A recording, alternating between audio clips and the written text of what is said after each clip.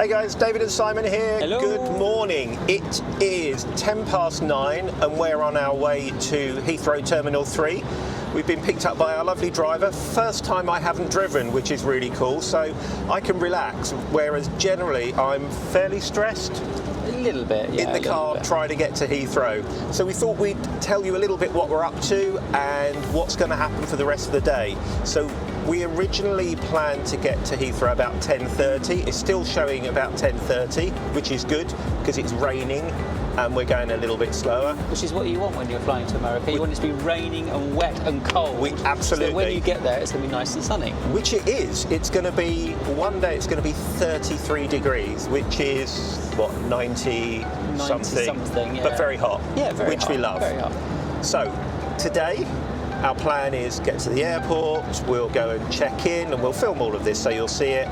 Then we're going to hop to the Club Rooms Lounge. So apart from if you're flying upper or BA first, Club Rooms is the best lounge at Heathrow. So we'll let you see inside that. Not many people see that, but it's one of our favourites and we've not done it for a few years.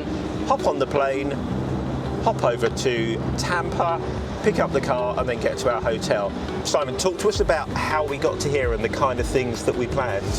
So a hell of a lot of planning has gone into this and a lot of hard work. I myself have pulled out all of the pins that I want to sell when I'm over there and to trade as well. So I've got tradable pins, I've got pins that I've purchased that I want to trade with people in America. I've managed to sort out some meetups. I've got 3 pin events to go to, so lots of pins. Pin stuff's really good and it's mostly trading, so buy things here, take them to the States, trade them there. You'll know that I'm a Disney travel agent as well, so I help people We're in a planning their tunnel, Disney which is why it's getting dark. We are in a tunnel, which is why you can now only see the reflection on my glasses. We're nearly out of it. So I help people. One of the key things about a Disney holiday is planning, and we've talked about what we've done. Somewhere I have the spreadsheet, which Simon is going to hold up. Here we go. I'm not going to give you all the details of our holiday, but can you hold up to the camera? Oh. Dun, dun, there we go. But every day we know what park we're going to, we know where we're eating, roughly, but if we've got events in the evening, because we're so busy, we have to do a spreadsheet. And if you're one of those people that thinks, I don't need to plan for Disney, I'm afraid you're wrong, you do, because you need to know what you're going. But you do need to plan, yeah. No, the park hours. Park hours change. Sometimes they'll announce them. I always do it 3 months in advance, write them down, 2 weeks in advance, and then we'll do them while we're there, because quite often they change as well, and you'll get more hours in the park. We've got our big folder with all our passports and everything in. Just one thing Simon got me. Look, Simon and David Travels. That might be in reverse though. And then the other thing that I've done, let me hand this over to you. I'm a huge fan of paper. I like stuff on my phone, but I like it printed. So this is our folder that has every single thing that we need. There's the car thing here, there's the lounge pass, there's the flights. Esters, we've got the Esters printed off, there's the car rental, there's the hotel reservations, even down to what we're doing each day at Disney. I printed everything off. I just like to have paper and we make notes in case things change. So really useful to do that. Cool, so we're now gonna sit back and relax and get driven by our lovely driver. We will see you next when we arrive at Heathrow and at check-in, and then you'll see more in the lounge. We'll see you soon. Bye.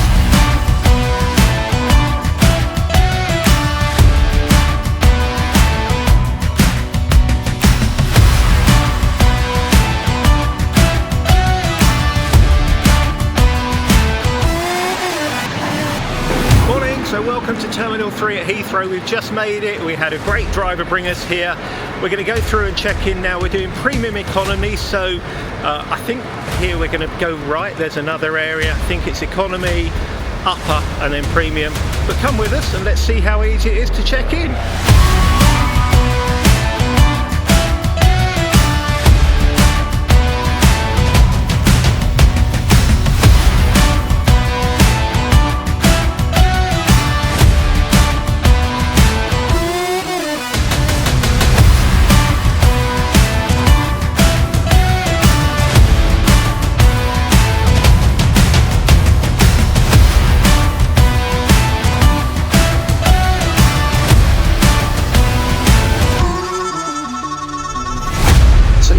number of lounge choices when you're at Heathrow. We're in Terminal 3 and you've got a choice of number 1 lounge or this one, Club Rooms. Number 1 had quite a big queue. It's a really popular lounge.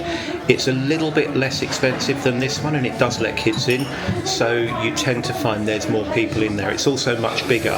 When you come to Club Rooms, you'll be paying an extra £5 or £10, maybe £15 depending on where you buy, but it's a much calmer experience. You'll see as we walk around here how lovely it is. Lots of comfy seats, different seating areas, so you've got comfortable chairs, you've got tables, dining areas, and then sofas as well, so much nicer. Also different to the number 1 lounge here is that you order your food and it's freshly cooked and brought to you, so no real buffet here, although the buffet is olives, peanuts and chocolate brownies, and who can go wrong with those? So plenty of those there. Unlimited sparkling wine, unlimited spirits, unlimited, but you're flying, so go easy. And then you can help yourself to coffee, cappuccinos, sodas, Diet Coke, Fanta, juices, and there's flavoured waters as well, so a really good choice here. It's much calmer in here than next door in number 1 lounge. If you want a slightly quieter place to relax, certainly less frenetic and less busy, definitely recommend Club Rooms. We'll show you the food in a minute and you can see what we've got for our 2 courses. We're probably going to have 2. We've had the olives and the peanuts, they're really great. Thoroughly recommend the sparkling rosé, really good.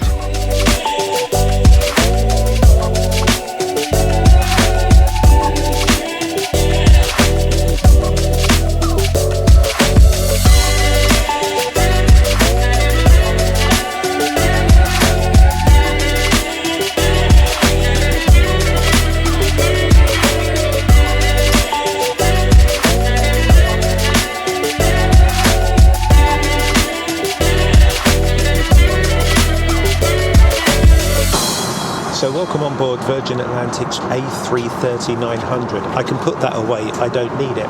Now, I was expecting to give you a video of what premium economy looks like, but as you can see, we're not in a premium economy seat.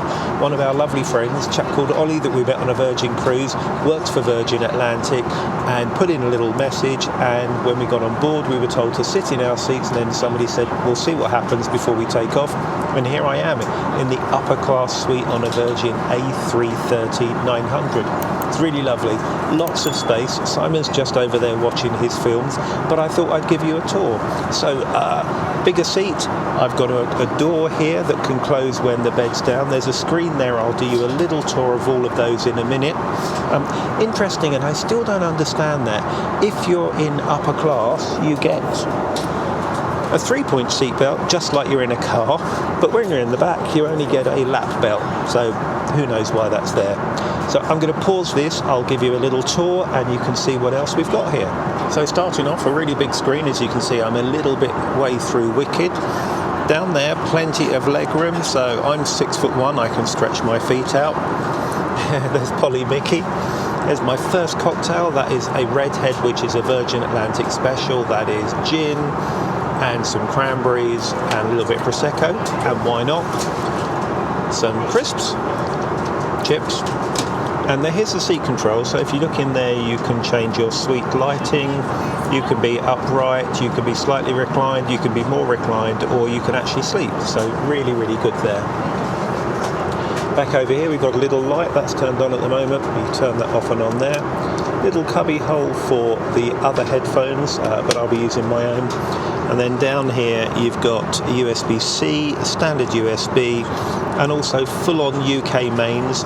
Should you have wired headphones, there's the place you plug them in. And up here you'll find, just about see it in there, that is a wireless charging point, so really good.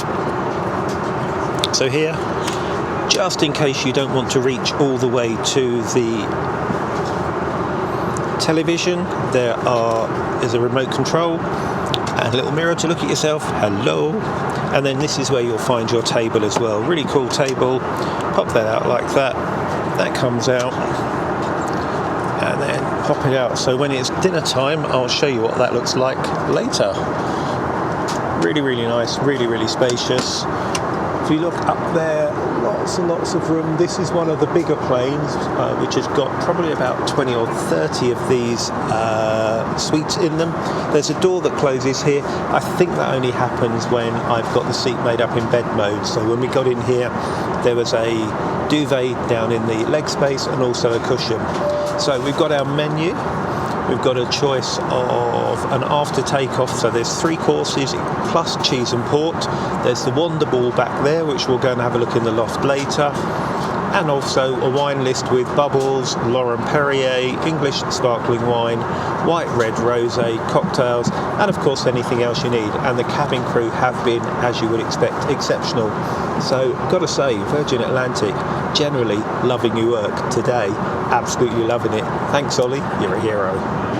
So one of the other things you're going to get on the newer Virgin Atlantic planes is a loft area, and that's where I'm sitting now. So here you can just about see there's a whole load of seats, so there's enough for, you can seat 4 people here. There's 3 on this side and 1 on that side. Everybody's got a seatbelt, so if there's any kind of turbulence, you're still fine to stay where you're sitting. Up above me, and they're not turned on at the moment, there's a couple of screens, and underneath there's a load of buttons there. That's where you can attach your Bluetooth headphones, so if you wanted to all watch a film at the same time, you can do that. You just connect up, watch your film, and it's really comfortable. Down there's a couple of fridges, so if you want some snacks or some drinks, and then just the other side is the wander wall, where staff will give you some goodies if you want as well. So you're not tied into your seat, even though you've got a lovely suite back there and there's loads of room. And we'll go and walk back to mine so you can see what it's like. It's somewhere that's a little bit more sociable. 4 of you could sit and have a chat, and it's a really cool place. But let's go and have a stroll.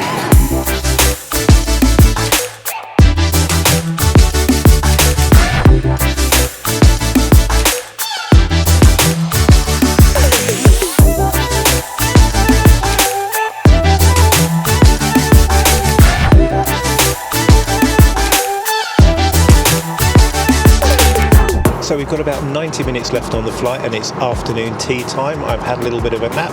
That was very nice. And I'm being distracted by Simon over there, even though I put the screen up. It is 6:30 UK time now. I'll show you what we've got for afternoon tea. First of all, let me get the little menu card so you can see. You'll see there it says "Gone with the Wind." Very good, Virgin. Loving what you're doing. So the choice was finger sandwiches, cream cheese and cucumber on white and mature cheddar, roast tomato chutney on malted brown, or coronation chicken, which is what I've got, with warm apple chutney and vintage cheddar quiche, strawberry and vanilla Battenberg, and apricot and lavender macaron, and I've got a scone, and for good measure I've got a coffee, and I've got a glass of bubbles. Final one for the flight. So the flight's been awesome, very, very comfortable. We normally, as I said, we normally fly in premium. That's really comfortable. To be honest, there's a little bit more space here, but premium is equally good for the outbound flight. Flying home, it'd be lovely if we get one of these. Who knows, magic might happen again. Thanks again to Ollie for sorting this out for us. So I'm going to have my sandwich now. You'll next see us when we're in Miami as we get off the plane, and then once we've picked up our bags as we go and pick up our car. So again, top job Virgin, and thanks to Amanda and the crew for looking after us on this flight. See you soon.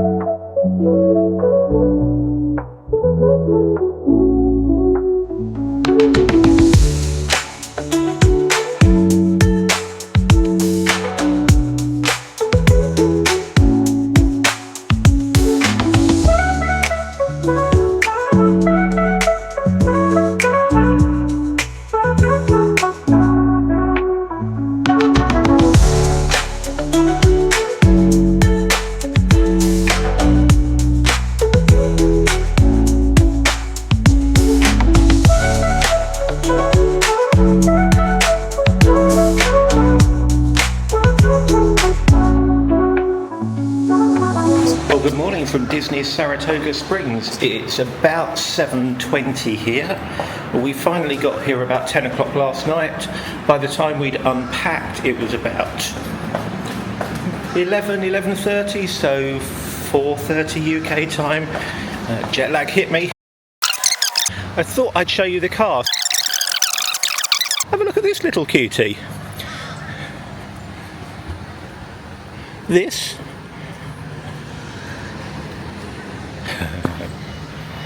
that's not our car. Let's do this again. Jet lag hit me. Good morning from Walt Disney World and Saratoga Springs Resort in Disney World. We got here about 10 o'clock last night, which is 3 o'clock UK time. Unpacked, and then we thought, okay, time to go to bed, and jet lag, our friendly neighbourhood jet lag, hit me about 4 AM, so I've been wide awake. Car pickup was really easy. We reserved in advance, and this time we got it through Hertz. We did the pre-registration, so you fill in all your driving licence details and everything. This time the car that gave us the best deal was a compact SUV, which I thought would be fine. We've had various cars in the past. We've had BMW X5s and huge Hyundais. This time we've got this little cutie. Bright red, so hopefully we'll be able to see it in the car park, and there was a whole selection of cars there. It's really cool, actually. It's not as big as we usually get, so we did have to put the seats down to get the bags in, which we've not done before. You can't get a really good view of it because it's parked here in the car park, but nice little car. It'll definitely do the job. Hang on, I've just got to unlock it for Simon. Morning, Simon. Let's go. Come on. We're already late and it's my fault. So there you go. We will speak to you next in the Magic Kingdom. We'll talk about the journey to pick up the car and the things we did. Otherwise, we'll see you soon. Have a magical day.